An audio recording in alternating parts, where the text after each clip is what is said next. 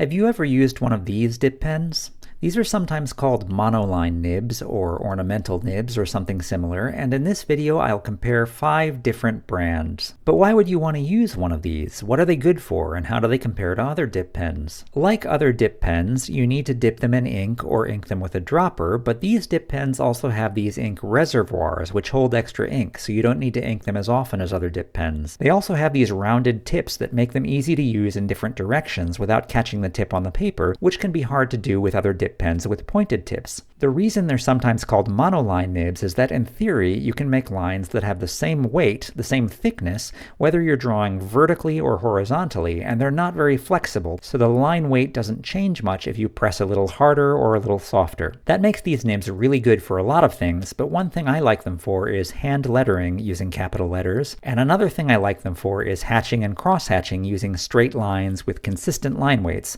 to create the impression of different shades of gray. I think they're also good for people who are new to dip pens because I think rounded tips are easier to use than pointed tips. And if you're new to dip pens, I made a series of videos about how to use dip pens for drawing. Even the finest monoline nibs make fairly broad lines compared to other dip pens with pointed nibs, but they come in a range of sizes and some of them make much broader lines than other dip pens. The smallest are about 1/2 millimeter wide in theory, but in practice it depends on the ink and the paper that you use them with, among other things. That's probably wider than the pens you've used for normal handwriting. To give you a sense of scale, the smallest hand lettering I'll show you in this video will have a cap height of 4 millimeters, which means that the capital letters will be 4 millimeters tall. That's bigger than the standard cap height used for comics from Marvel and DC, for example, which was traditionally about 3 millimeters, about 1/8 of an inch for artwork that was about 10 by 15 inches, which was then reduced to about 6 by 9 inches for printing. But if you're hand lettering a traditional comic for viewing on a small screen, for example, then you might want to play around with different cap heights, and the reason that I'll show you a cap height of 4 millimeters is that I think it works better for these monoline nibs, and I hope it'll also be easier for you to see on screen in this video. If you want to work at a smaller size, you can also use some of these nibs upside down to make finer lines, which is called reverse writing when people do it with fountain pens.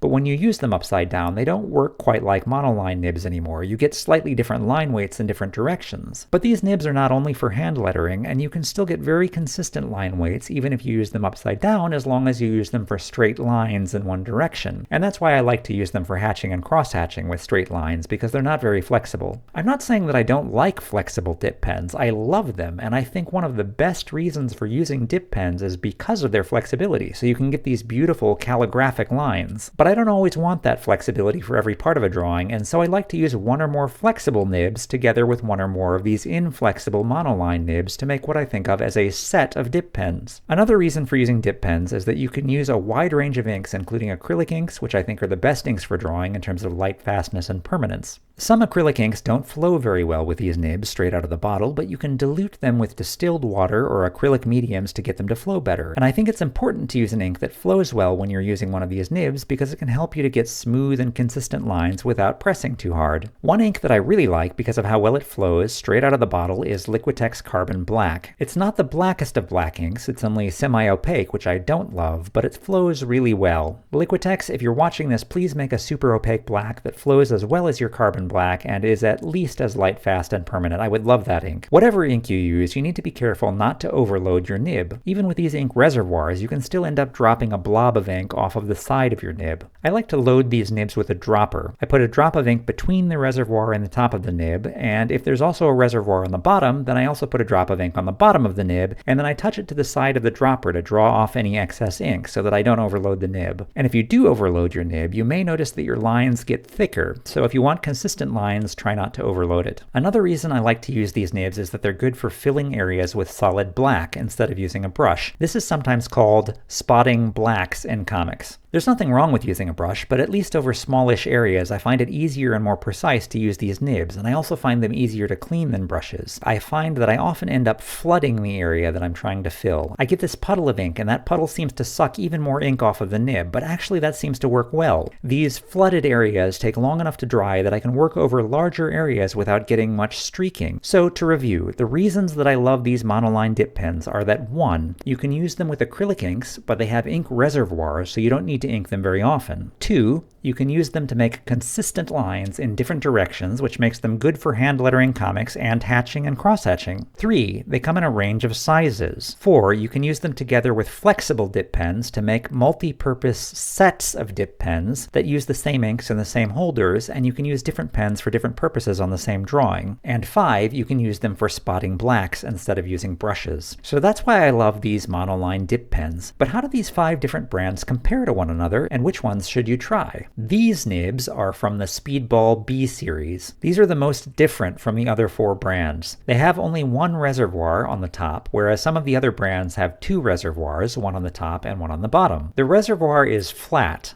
and it's at a shallow angle to the top of the nib, and it seems to make contact with the nib over a couple of millimeters, whereas with the other brands, the reservoir is slightly curved, and it's at a steeper angle to the top of the nib, and it seems to make contact only at the tip. I don't know if that's why, but I'd say I have fewer problems with the ink drying out on the tip of these Speedball nibs than I do with other brands. They have a very controlled ink flow, which can be both good and bad. For example, with Liquitex Carbon Black, I don't get as much of that flooding that I like for spotting blacks, so that's not as good, and it can look semi-opaque instead of solid black with this ink, but it also dries faster, which is good, and the ink flow doesn't seem to change as much as it does with other brands if I overload or underload the nib. The reservoir is permanently attached to the nib. That means that it's less likely to get misaligned or lost than it is with some of the other brands. When I first saw this reservoir, I didn't like it because I thought it would be hard to keep it clean because you can't remove it for cleaning. But actually you can clean it just by rinsing it in water and sliding a toothbrush between the nib and the reservoir, and then you can shake off the excess water and dry it with a kitchen towel. And if you don't dry it, it'll rust, so be careful. Speedball also makes 2 other series of nibs that look a lot like this, the A-series and the C-series, but they don't have these rounded tips, so watch out for that. They're not Monoline nibs. The Speedball B6 is the smallest nib in the B-series. The B5 nib is larger than the B6,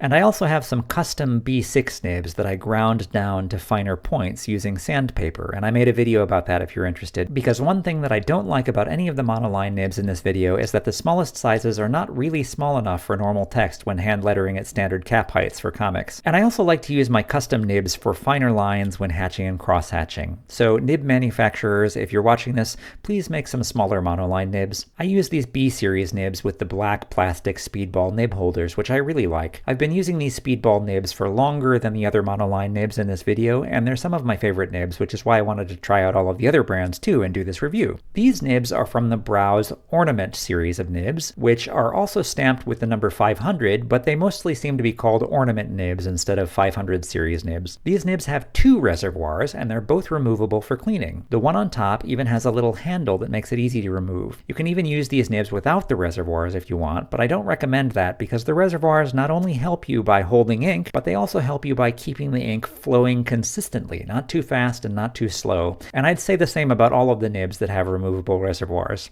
This nib also has a backstop to keep the top reservoir from sliding too far back. You can push these reservoirs forwards towards the tip to increase the ink flow, or push them backwards away from the tip to decrease the ink flow, so you might want to play around with that. And you can also do that with the other nibs that have removable reservoirs. When I hold this nib as I would for writing, in the same way as I did for the Speedball nibs, the tip is not completely flat against the paper. This isn't a major problem with the smallest size, which is 0.5 millimeter wide, but with this larger size, which is 1 millimeter wide, I'd say that this is a problem since it's not really a monoline nib, it's more of a rounded chisel tip. But I really like the smallest size. I use it with the black plastic Speedball nib holders or with these wooden holders with the metal inserts. These holders have a nice finish, but I don't love them because the finish seems to get damaged by my nib cleaning routine and because these wooden holders with metal inserts don't always grip the nib securely. These nibs are from the Tachikawa B-series of nibs, which seems to have taken inspiration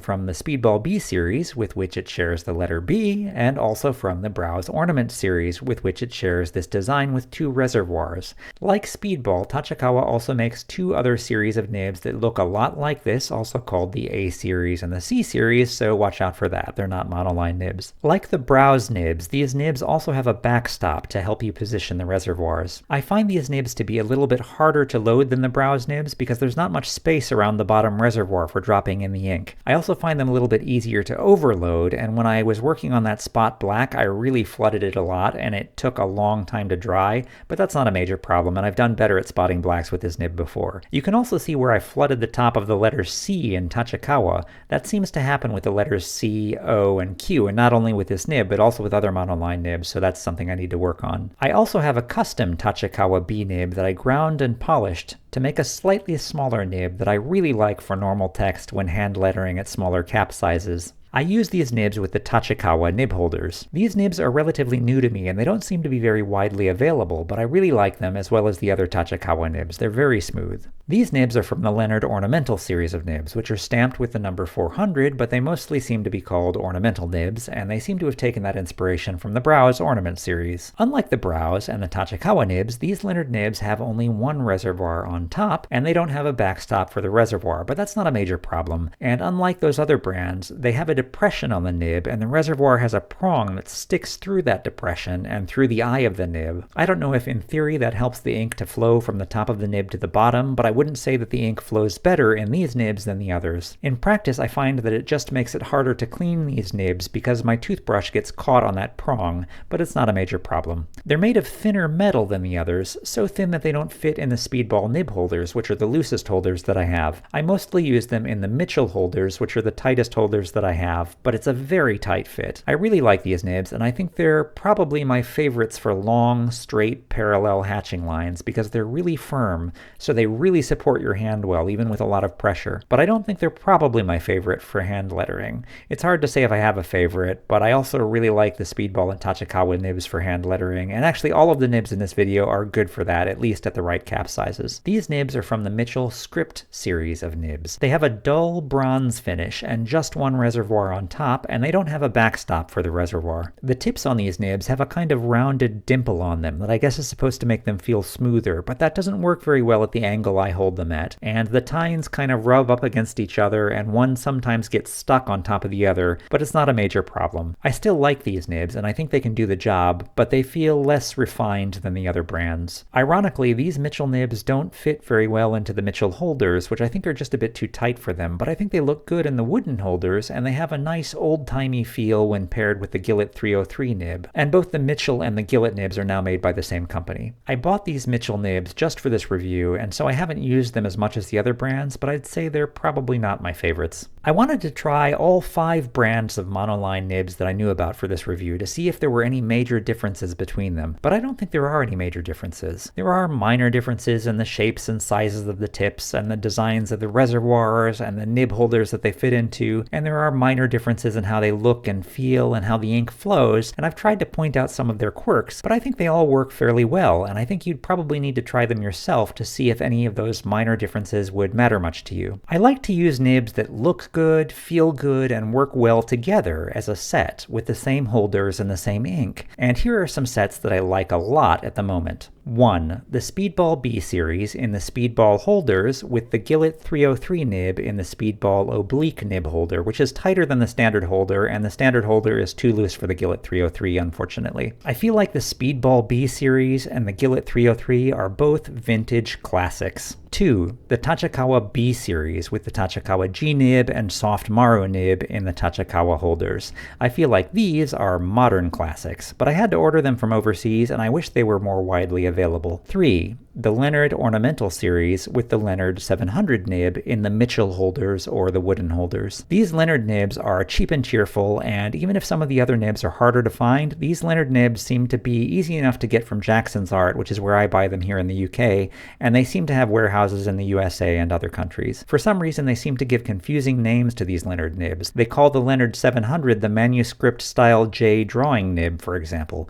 Manuscript is the name of the company that makes the Leonardt nibs, but if you look closely, you can see that it says Leonardt 700 on the nib, and I've put some links in the description to help you find them if you're interested. The Leonardt 700 is an excellent pointed nib, and yet it's one of the cheapest nibs that I can buy here in the UK, and I think the Leonardt 700 and the Leonardt Ornamental nibs make a great set. But it can be hard to find the Mitchell holders unless you buy them in sets that come with Gillette nibs, which are excellent nibs if you haven't tried them. I think 1 or 2 pointed nibs and 2 or 3 monoline nibs are enough to make a fairly complete set of dip pens for drawing and monoline lettering. Monoline nibs don't wear out very quickly at all if you keep them clean, and so I think they represent really good value for money, even better value than the pointed nibs, which do wear out. But I'd recommend that you buy several copies of the smallest size so that you can try to grind and polish some of them. I think these nibs deserve to be more widely used and more widely talked about. Please let me know in the comments if you've used these nibs, if you like them, and if you know of any other types of monoline nibs like this. I'm also hoping to review the Pilot Iro Utsushi and the Sailor Hokoro pens, which are kind of like monoline nibs, but they have nibs like fountain pens, and you can't use them with standard nib holders. Please like this video, and please subscribe to my channel for more videos about pen and ink. Thanks for watching!